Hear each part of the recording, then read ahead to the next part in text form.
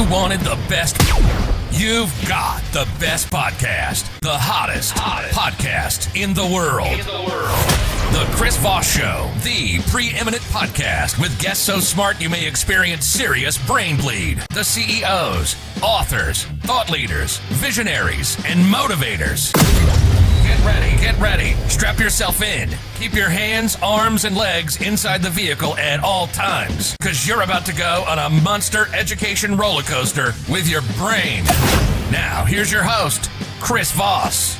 Hi, folks. It's Voss here from the ChrisVossShow.com. There you go, ladies and gentlemen. That'll wake you up. That's what she's there for. For 14 years, I had to sing that bit. No one really wanted to hear that. And now somebody else does it, so we certainly love that. As always, we have the most amazing authors and minds on the show, the people to share with you their stories of life, their journeys, their lessons, and help make your life better. And if your life isn't better after listening to the Chris Voss Show, you can go back and listen to all 2,000 episodes. It's over 16 years. Because if you're not getting it, then it could be you. There you go. We have an amazing author on the show with us today. We're going to be talking about her book. It's called E-Learning Gold, the ultimate guide for leaders, how to achieve excellence in your distance education and training program. This is always important. Annette Levesque is on the show with us today. She'll be talking to us about her book, her insights, what she does, and how she does it. She's an award-winning author, innovator, educator, and entrepreneur dedicated to building excellence in virtual education and training systems. She holds a master's degree in distance education and founded one of the world's first completely virtual accredited private schools. Today, she shares her expertise with universities, colleges, high schools worldwide to provide distance education opportunities and is sought after for a consultant for business leaders to advise on employee training programs. As a philanthropist, her mission is to create barrier-free programs for children and women in need of access to education. Welcome to the show, Annette. How are you? I'm great. Thanks, Chris. I'm so happy to be here today. And we're happy to have you as well. Give us your .coms. Where do you want people to find out more about you on the interwebs? Yeah, my .com would be AnnetteLevesque.com, and you can find the book at elearninggold.com. And then I'm on all the usual social media stuff. On all the social media stuff that's out there. Yeah. There's always something new they're working on these days. So give us a 30,000 overview. What's inside your new book? E-Learning Gold, I wrote this actually during the pandemic. So as we know, during the pandemic was a time when whether you might have been launching or running a face-to-face program, but everybody had to go online, whether they were ready or not. Mm-hmm. I call it basically crisis launches. So everything was sudden, unplanned. And now today, in the post-pandemic world, we still have these systems in place. And, some organizations have spent quite a lot of money on these systems, but they're not quite sure how to evaluate them. Mm-hmm. And many of us in executive positions as well, we're not techies. And, we don't want a book that's just on technology, but we need to know the right questions to ask our tech teams to measure the health of our programs. So this is a toolbox of sorts to help make that job easy. There you go. And I mean, remote work, remote training, remote education is probably, for the most part, here to stay. Aren't you finding after COVID is kind of rounded up? Absolutely. And I mean, some of these systems are big ticket items for organizations. So they've invested the time and money, and now it's just time to pause and evaluate them and figure out what to do with them and to make these programs successful. And why is it different to train over, and when you say distance, like a lot of times you mean online or remote, I guess. Why is it so difficult to train in person and monitor the results and et cetera, as opposed to distance and remote? The differences between distance and face-to-face, one of the primary differences is the level of engagement that we have with someone. There's many levels of distance learning, and they use the terms like distance learning, e-learning, online learning, virtual learning. It all refers to the same thing. And there's different levels of engagement in different types of learning. So in a classroom, if I have a question or things aren't going well, you can have a pretty not great course and a really awesome teacher, and the teacher can kind of make up for that. In a virtual learning system, the teacher acts more as a facilitator. The roles are very different depending on the type of course. So if the course is not good, and if you don't abide by some instructional design principles, and if there isn't training for teachers, then it can be a really poor experience for learners. And you see things more like, so when classroom courses aren't going well, we'll see high failure rates. You'll have the whole school and there's that one class where, and I used to get the calls sometimes in virtual learning where everybody, more than 50% of the kids are not passing. And there's a reason for that. In virtual learning, you'll see more incompletes. So people just drop. We get bored. We don't want to finish it. We're not engaged. And that's a huge problem for organizations. Yeah, it's because, when you're sitting in a classroom, you're kind of in a contained environment. In my childhood, it was more like a prison, but school, no, it wasn't too bad. I mean, you're right. Teachers that were amazing and energetic, energy cells and charismatic. I mean, I had some that, they made history come alive. And history, can be, it's not, it's not as fun as, I don't know. I don't have a joke for that. It's funny how that's a joke. But, and then other times, there were classes where you could see everyone in the room was on their desk drooling out the side of their mouth because they were so bored out of their mindset, even by a live teacher. But, you're in a contained environment. You're there to train. And I imagine at home there's so much distraction, too, that you're competing with as well. Like, kids and, dogs and cats and going get food or, just doing anything like screwing around the computer playing video games or something rather than learning. Exactly. And I mean, virtual learning in its origins, it was never really designed to replace face-to-face learning fully. During the pandemic, I heard of kids spending 7 hours a day online on their computer. And I was just like, no, don't do it.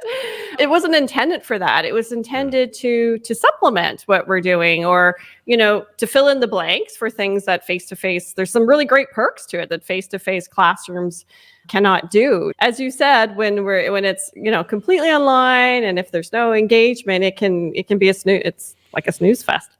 And yeah, I can see that because I've taken online courses for fun. Usually it was when I ran a stop sign in Vegas and I had to take an online course to have the ticket wiped. And I think you had to do it for 2 hours too. And there was like a timer it monitored you. It was one of the first times I'd seen the online course. This is a decade or so ago before, everybody decided to do remote work. But yeah, I some of these courses can be sleepers, I guess. And I imagine there was a thought I had about this, but it has totally escaped me. It'll come back to me. Let's talk about your origins. It sounds like you got into understanding education and distance learning way before COVID, and you kind of had this game down, and COVID just kind of met you where it was at with its remote work. So I did, but just before that, wait a minute. You can take an online course to wipe a ticket for sure. In Nevada, you can. Nevada isn't in collusion with insurance companies like other states are. Okay. Yeah. And so we're in Canada. Oh, you're in Canada? I don't know what you guys do up there. I don't think we can get sorry and then everything's okay. I don't know. I guess sometimes it works, but I have a friend that would really like that, online course system and would wipe the ticket for sure. Yeah. That's really interesting. I had not heard of that. So what Nevada figured out is that the more tickets you get, the higher your insurance goes. So the insurance companies make all the money. So they decided that if that's going to be the game you're going to play, we'll just have people pay an extra fee. So I think I had to pay like $150 for the course or something. And then they'll take a course. They'll be smarter on the road, which is smart governance. And then we keep the money instead of the insurance company. Sounds like a good plan. That's brilliant. So you have a smarter public base or whatever you want to call it, citizen, and then you keep the money for yourself. Because people here in America, everything's a money scam, as you probably know, watching us from Canada, where you guys are like, what are those drunken idiots doing down there? We're like your guys' drunken brother who's always starting fights and wars and stuff. And you guys are like, why are we within nuke proximity of these idiots? So there you go. As a Canadian, I cannot comment on any of those things. You guys are like the good half of North America. You guys are the nice people. Plus, you guys originated Rush, so we got to, and Second City comedy. We got to give you that. Sure. So, how did you get interested in this? How did you kind of grow up, get motivated, and find your way into this business? What was your journey there? Yes, the origin story. So I've always been fascinated with technology, even back in the days where I think I didn't have a first laptop till maybe teacher's college. I'm dating myself here, but I've always been really fascinated with it. And I've always been able to kind of figure things out, I guess, on my own. And you combine that with a bookworm and kind of an entrepreneur degree. I finished my education degree, and I had my first teaching position, actually, filling in for somebody who was on leave. And I was offered a full-time job. And this is a really common scenario we actually see today still. But the criteria for that new role and to be full-time, I didn't actually have the qualification to be teaching what I was teaching at that time. And so the principal said, we'd love to offer this to you full time, but if you want to continue with us, you're going to have to get this qualification. And I started looking for the qualification, and the closest university offering it was 5.5 hours away from my home. And I mean, I was just starting my new job. I owned a home. I had responsibilities. I couldn't just pick up for 6 months and head on off to live 6 hours away. So I found it was actually, I think the University of Western Ontario was offering it online, and it was a beta. It was brand new. Nobody was doing this. Like, it's not happening. And so I thought, this is fabulous. So I took the course. And while I was in it, I just thought, this is so amazing. I'm collaborating with other teachers who are doing the same thing. I'm working from my lazy boy chair at home on my own schedule. This is fantastic, like fan-friggin-tastic. And then, of course, I'm half educator, half innovator. My brain started ticking, and I started thinking, wow, why don't we have this for high school students who need to be gone away from school on medical leave for a few weeks, and they're missing content and then tested on things they haven't learned, or for amateur athletes that need to be away from school, or adults that want to go back and maybe they missed a credit that they've told nobody about and they want to discreetly get it done. Like, this is a fantastic option to be doing this. And they were just sloughing school and then they couldn't pass the test. Yeah. Exactly. And then you hit your 30s, Chris, and you realize, I needed that credit because, I want to do something else now. No, you didn't get it. No, I actually wrote about this in my book. So in my school, you needed to have 26 credits to graduate high school. And I knew that it was pretty much worthless what I was being taught. About the only thing I learned that was really important out of school was typing. And that was so that I could type invoices and write business letters to do business. But that was pretty much the rest of my education was largely worthless. In America, I don't know what you guys are doing up in Canada. You guys seem to produce better people up there and funnier people from Second City. But except for Nickelback. I love Nickelback. They're a good Shame band. on you. I love Nickelback too. They get, for some reason, they become this meme of kick around. And you can have Justin Bieber back, please. Take him back, please, for love of God. But no, so I figured out that there was 26 credits I needed to graduate high school, and if I took all the stupid courses that weren't doing anything for me, I was gonna have 48 credits, and I'm like, why am I working this hard?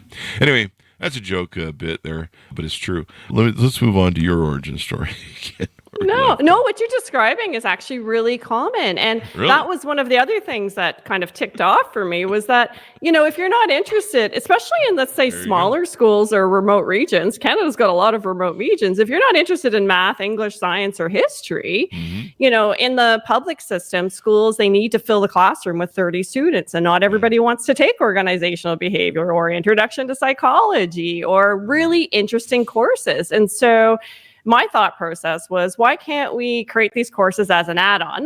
We're not trying to replace, the face-to-face classroom, but wouldn't it be fantastic if a grade 12 student could have 3 courses in the classroom and then add the 4th one online as an intro to psych, and they're joining students from around the world or, around your region. So with that in mind, go ahead. If you don't mind me cutting in on you again, I'm sorry, but I think this is a good point.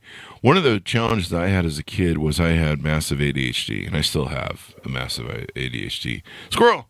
And one of the problems was the format of learning in the classroom, a prison. You have to sit here for 2 hours and listen to this. Was not conducive to my ADHD. And ADHD is what they call the CEO disease. A lot of successful CEOs have it. It's what makes us great at innovating. We're just mad scientists, really, when it comes down to it, and we're great at tinkering, and we're great at thinking outside the box.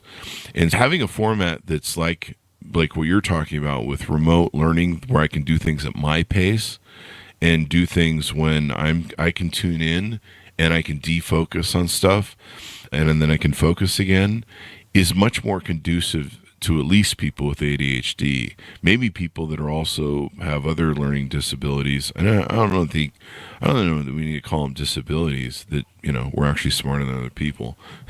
People that, they read backwards, dyslexic people, they might need more time to learn, or more time to, soak up something or marinate in it so they can learn it. I don't know.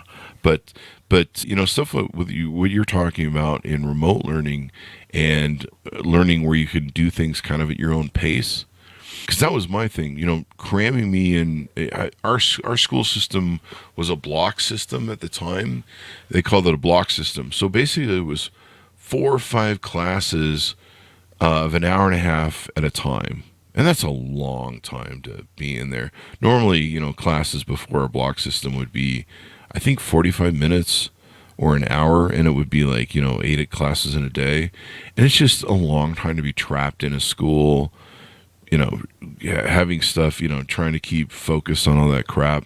And I think they found the block system, I don't know, maybe you would retain data better, but it was still like 6 hours or 8 hours in locked in a school, and it just wasn't conducive to, I don't know, people like me. And I started my first company. I was 18 and built multi-millionaire companies all my life. And most of my school was breeding and having kids and, I don't know, working at Chevron gas stations at my age. So it's not like I was stupid and wasn't going anywhere. I didn't even do college. I mean, I was like you. I'm one of those people who learns on the fly. So anyway, I just want to get that plug in there. What do you think about that? No, I think you're absolutely right. And I think specifically with learners that have ADHD, it's really great to, when you're in the classroom, I actually have a niece that has epilepsy. And up until about a year ago, they didn't realize she was having about 100 blip seizures a day, where she would space out in the classroom and nobody really knew it, but she was always getting in trouble for losing, focus and attention. And for students, I call it learners who learn differently, because I don't like disabilities either. I think it, assigns a label and that you have to fit. It's great to learn about, what strategies can you be using, but it kind of slots people into a box. So I'm not a fan either. But, I call it mastery learning. So you can finish where you left off. And then maybe you had to take that break because the bright, shiny new object caught your attention or whatever it was that day. But you just come back to where you left off. But that being said, there has to be balance and a balance of engagement. The courses you were describing in your block system that were really, really too long, we can still have that today in conferences and seminars. And it's not really about the duration of the program. It's the lack of interactivity and engagement that's happening. If I'm speaking to you for 5 or 10 minutes, and then you're going to get together with your little team to work on something, right? That provides a break, and then it reinvigorates you. It's not draining, but having somebody talk at you for over an hour, that's not a good time for anybody. Yeah. So what do you think about Zoom meetings? During COVID, my friends, and I think some of them are still in that engagement, my friends were going through 8 to 10 hours of Zoom meetings that were mindless, 80% of them, I guess, could have been just like an email. and they were just getting burnt the hell out with Zoom meetings. No, absolutely. And, a part of that is, again, it was the same thing that happened with schools launching, crisis launching programs. Nobody really knew. We didn't have the tools and the criteria of how do we create a really great, engaging Zoom meeting, and how long should we actually be on Zoom for the meeting before we're doing something else or collaborating offline. You can't be talking to a computer is not great for our brains for that many hours during the day. And so I think the criteria became we need to replace what we're doing. And this is what happens a lot in practices from classroom learning to online learning. We just try to replace what you were doing in the classroom, but it doesn't work the same way in an online environment. And we're not asking ourselves, is this effective? Is learning actually happening after the 8-hour meeting? Are people engaged? I remember what I'd forgot about when you mentioned that, it's different when it's not in person. So we've had a lot of scientists on the show that are the brain scientists, and I'm stupid enough because I clearly skipped some of my school to not remember what they're called, but I should have stayed in that one class. But they're brain scientists who study the mind. And what they talk about on the show is these two-dimensional screens world that we live in, the phones, the computers and stuff. Our brains aren't wired for this at all. Our brains are wired for three-dimensional interactional experience, one-on-one human beings to each other, where we can monitor not only facial monitors, facial cues, facial body language, but also body language of the rest of the body. You can see hands, you can see movement, energy flows through the whole body, especially if you're like a great teacher, a charismatic leader. And when people can't see that whole picture, their brains get stunted. They're like, what's going on? And that's why we're having real problems with our society and people being able to be intimate with each other and be able to have conversations. I mean, I call people and they're terrorized to have a phone call now here in America. Why are you calling me? We have people that, I'll even have people that will come to the door to deliver something and they'll honk and send a text message. I'm out front at the curb. And you're like, Jesus, is it too hard to walk 20 feet to the door? You might meet me. It's really interesting. So they've talked about this and how number one, it's bad for us. And I imagine it probably impacts learning as well, because you don't have the three-dimensional teacher in front of you. Mm-hmm. And it's the same actually with our learning materials. I was always torn on the topic of digital books because they're so convenient. And when I used to work on projects in developing countries where it can be really, really hard to get a book there, that's the option you're using. But we know that when we have a physical book that you can tangibly feel and you can flip the pages and you can highlight it and you can, navigate it and come back to it, it's not the same experience. And we don't digest the same amount of learning as when we're reading it completely online. Definitely. But we compensate, we compromise, and all of it is about balance. Yeah. I was having that problem where I was trying to do 100 books read a year, and I was banging through Audible at like 2.5 times speed. So the author's like, and we had somebody come on the show who talked about reading retention. They're like, so tell me a recent book that you read, Chris. And I told him, and he goes, so what do you remember from the book? And I'm like, the title. Yeah. I'm like, and he's like, no, you really need to get the book. You need to sit down. You need to mark it up. You need to, like you said, you need to mark it up. You need to make notes. You need to come back to it. That's how you learn. And he really made me rethink what I was doing. And I'm like, I'm just like processing information in and out. It's just going right through the ether of my brain. So there you go. So, So you help advise a lot of companies and different people in investing in continuous learning and professional development. Why is it so crucial for organizations in today's business environment to start really looking at this as an investment, a long-term thing too, I guess, because it's going to be here for a while? I would actually say that, way back when, if companies offered employee training plans and programs, we kind of saw it as an add-on or a perk. It wasn't something that would necessarily maybe steer our decision and what company to work for, but it was, a valuable addition to the list of benefits that you could receive working with a company. But today, I would say we've gone more now from it being an option to it being critical to a company's success. And I think that in today's world and era, especially with AI, the skill sets that we've acquired, the shelf life on those skill sets has never been shorter. We used to just invest in online training. We saw it more as upskilling or career advancement to move towards that better job. But actually, it needs to happen now to be able to retain your existing competencies within your current role and to be able to remain competitive as a company and to be able to react to change. If learning and if employee training is part of a company's culture, then when new things like AI, come up, like a massive sort of flipping the world on its belly come about, it's not such a culture shift to have to invest in learning time to be on par and be up to date. There you go. How can virtual learning worlds enhance access to professional training opportunities for employees? How can, if I'm a leader, how can I look at that as a way that we can make employees better? You really need to start by, when we're creating these programs for our employees and our staff, by talking to them to see, what skills. A lot of times we launch courses and we don't ask or we don't check in to see what do people already know and what do they need.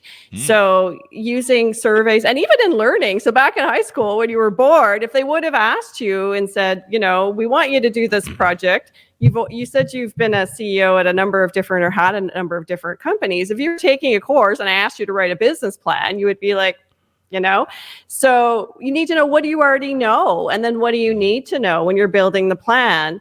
And then the other critical component, I think, is that, when we're asking employees to do training and it's an add-on to their existing workloads and their days, they're not going to be as engaged, spending 4 hours on their Saturday or their Friday. At least I know I'm not on a Friday night, conducting this learning. So it's really great when one of the schools that I had, we had on Fridays, we subsidized a certain amount of learning for each staff member related to their role, and they could engage in that during work time. Like it's the same as innovation time for product development, if you will. It was employee upskilling time. So building it into part of the culture, not making it extra work, is more likely to get people on board and excited about it and engaged. I like what you're saying. Make sure that you recognize that we don't need to be adding more homework or more work to what people are already doing. I used to hate that. I worked, before I worked for myself, there was an environment I worked at a corporate thing where they were constantly having these, we have an improvement meeting you need to come to. And I'm like, I have projects I have to get done today. And do you just think I got nothing better to do all day than attend your little thing there? And so I think being mindful of that and trying to, like the Zoom meeting thing, I was so glad I didn't work for other people during that whole thing. And I think some people are still doing it. I mean, I'll see people complaining about it on Facebook, like, I'm just in a Zoom eternity. And I'm just thinking, oh my God. And you always have the idiot who's asking all the dumb questions in the corner that has no business being there. Amazon has a great policy that they developed decades ago, I guess, where when they do meetings, they make everyone stand at the meeting. There's no chairs. Oh, wow. Yeah. It actually helps those Zoom meetings get over really quick. They, in person that they were doing it. But when you're standing, they find that people got to the point much more quicker than they do when they're just lollygagging and everyone's sitting in a chair going, So there you go. I mean, it's really important people understand this is, this remote learning's here to stay. A lot of companies here in America are trying to claw back people in the office, and the resistance is incredibly high. I think people have found that they're just more, they just benefit more from a higher quality of life. What are some of the key factors that contribute to successful integration of virtual learning environments with existing training programs? So again, you definitely want to have your employees and your staff on board with what you want them to be vested in it, because there's definitely an intrinsic value to pursuing any type of upskilling, and they need to know what that is. Like, what benefit is it going to have to them? And then training adults is very different than training younger learners. And training needs to be designed with some of those core principles in mind. In the book, I provide a checklist that organizations can go through. So some of the criteria is, adults don't like busy work. We don't have a lot of time. We want to get right to it. Tell us what to do. Tell us what we need to know, but not always more than we need to know right now. Micro learning is really popular right now for adults, where you have small, less than 10-minute segments of learning that usually have immediate relevancy to something that you're doing. That's super popular. That would have been good with me with ADHD. 10-minute learning, or, I can do 15 or 20 probably. I think everybody's is dealing with a version of that now because there's so much information overload coming at us, and there's so much information out there that we have to try to validate and turn it into knowledge, that when you can just, we want to be learning things that have immediate relevancy to what we're doing. You don't want to be training on something you're not going to use a year from now because you're not going to remember it. Mm-hmm. So relevancy is one of those key criteria. Is it relevant? I looked at a study put out by a skills development company, and they said that 33% of adults that were involved in employee training programs felt disengaged because they felt the training wasn't related to anything they were doing. Oh, wow. So they found it hard to stay motivated, of course, if you're learning something. They said another 25% found they just quickly forgot the training. And then 24% said that they just lacked the time to complete it, right? So those are the things that companies need to address if they truly want to get their teams involved and on board. So that's not just a checkbox that we're checking to say we offer the training, here it is, but what benefit is it bringing to our company? Definitely. It's and I imagine cost effectiveness is the same as well on how companies can offset the cost of it, because that's something they always look at. How much is it going to cost us? And I imagine in your book you help companies and leaders take a look at what employee training is going to cost, and by making it cost effective, I imagine, is the key to offsetting how much of the investment makes. Mm-hmm. And the major criteria to making it cost effective is making sure the actual training is effective. Mm-hmm. The Association for Training and Development, they did a study and they found that companies that invested in employee training actually experienced 24% higher profit margins. Wow. But that's if it's effective, relevant, engaging training, right? So there is a core benefit to that. And the cost factor, you're right, is the number one roadblock to CEOs and companies. They want to know, why should we invest in this training? What happens if we invest in employees and they leave? Mm-hmm. So these are major concerns for them. And I always say, what happens if they stay? Yeah. Yeah, what happens if they stay? There's a famous old story, I think it's from IBM, where a executive vice president he did some sort of deal where he lost like $11 or $12 million or something of that nature. And he came into the CEO to tender his resignation. And the CEO said, we just spent $11 million educating you what not to do. We're not going to fire you. And what you said is a way to think about it. So in doing these professional development opportunities, I imagine employee retention and attracting top talent help. Is there some numbers behind that and percentages, or how much it can help with the employee retention? It definitely helps with employee retention. It's one of the major attractions right now for employees and recruiting top talent. People who are in high-level positions and perform at a high level, they know that employee training is going to have so much value to them.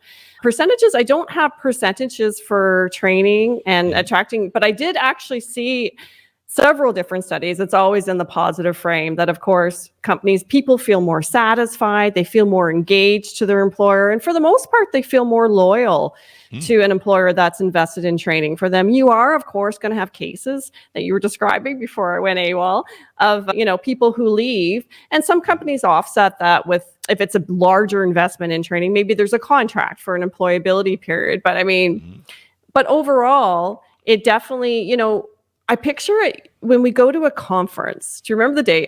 I don't know if you do conferences, but you go to a conference and you collaborate with other people and you learn new things and you feel really reinvigorated and you bring that back to your organization.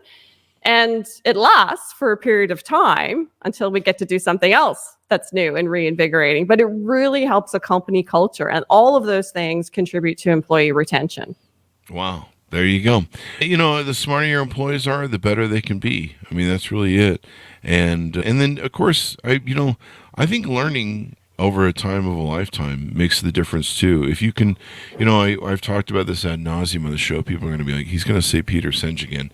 Peter Senge had that great book, The Fifth Discipline, and how to build a learning organization. And so having people that are constantly learning and evolving, if you have the people that don't, you want to wash them out.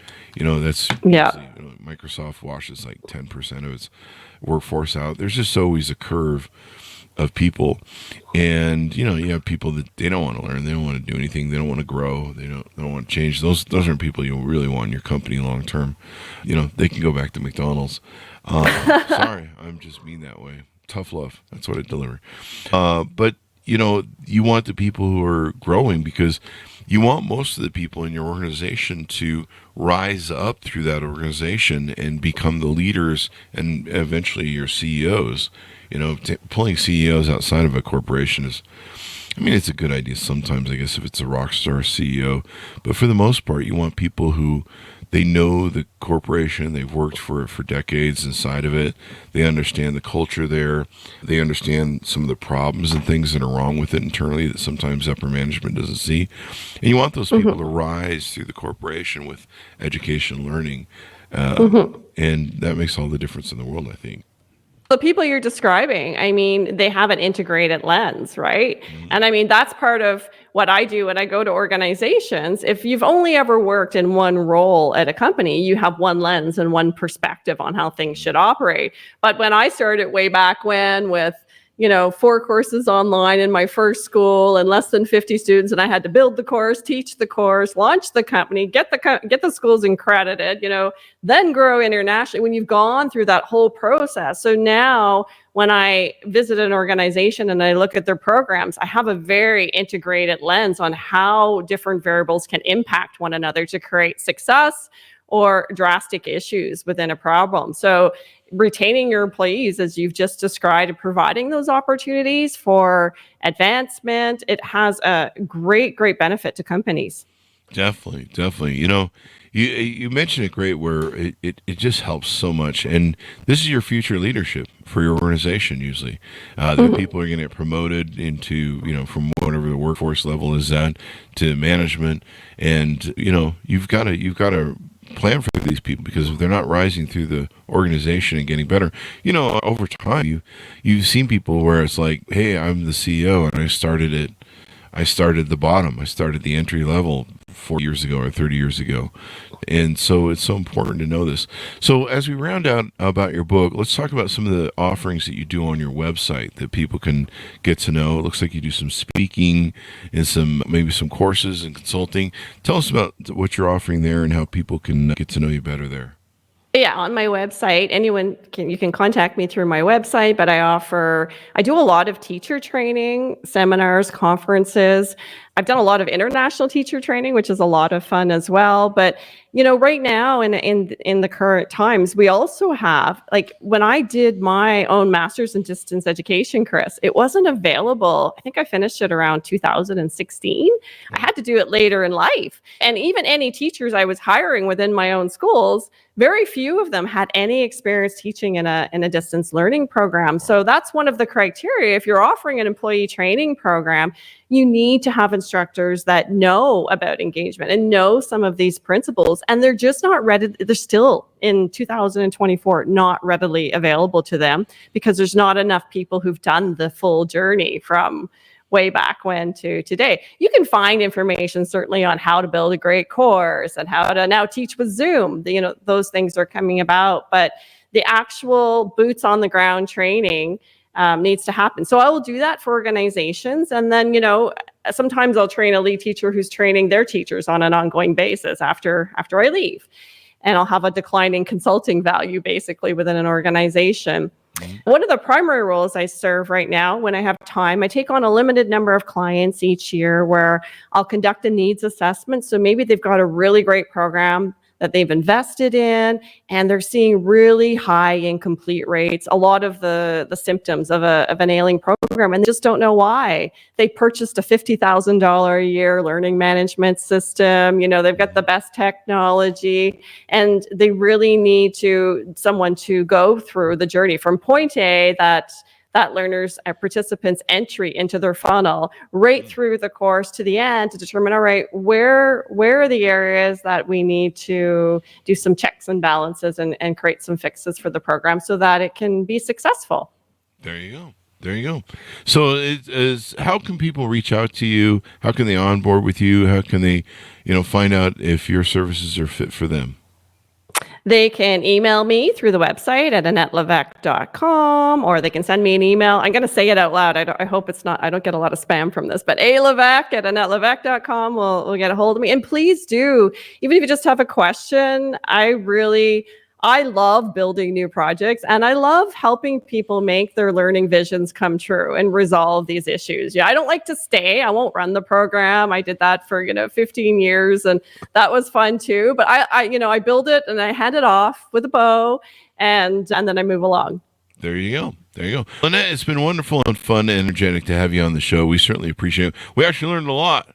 So there you go. And I didn't find any squirrels. So I learned a lot too. I learned that if I get a speeding ticket in the US, I take a course to get out of it. That's pretty cool. Nevada. The other states are in collusion usually with the insurance companies. I don't know. There might be a lot more people who figured out that scam, the states, and now they're like, we're going to keep the money. But everything here is, as you guys have, what is it, national health insurance? Down here, everything's about money and profit and about just farming human beings for every damn dollar they can have. Welcome to capitalism. It's so great. But you guys got moose. There's that. The moose. We have the moose. Yes, actually. Nickelback. I'm very astounded by how many people actually lose a vehicle in Canada to hitting a moose. Do they really? People think we live in igloos or something because of that. I'm like, that's astounding. My mother lost her vehicle because she hit like a deer. It wasn't a moose. It was a deer, but it totaled her vehicle. It's astounding. Yeah, those things are huge. Like I've seen videos. I think they might have been from Alaska or Canada, where they just decide to tear up a car one day that's parked out front. And you're just like, people are running from them, and you're just like, yeah, it's a big animal with giant ass horns, and I guess if you get pissed off enough, you take out a car or whatever. But yeah, yes, horses, moose. I mean, you got that. I still think of, anytime I think of Canada, I think of the Mounties, those dudes. Like all the cartoons just had Mounties in them, so you grew up that way, and you're like thinking that's pretty much how people live in Canada. They're just riding horses around and chasing moose and bears or something, and it's always snowing. That's the image you guys have. But at least you guys have a nicer image. You guys, always say sorry all the time. We never apologize for anything as the asshole Americans, And you guys are always saying a and a boot. So there you go. Annette, it's been fun to have you on the show. Thanks for coming on. Give us your .coms as we go out one last time. It's AnnetteLevesque.com, and my book can be found at elearninggold.com. Thank you so much, Chris. It was wonderful. Thank you, and thanks for coming on. Thanks to our audience for tuning in as well. Go to goodreads.com/Chris Voss, LinkedIn.com/Chris Voss, Chris Voss, one of the TikTokity, all those crazy places around on the internet. Thanks for tuning in. Be good to each other. Stay safe, or else we'll see you next time.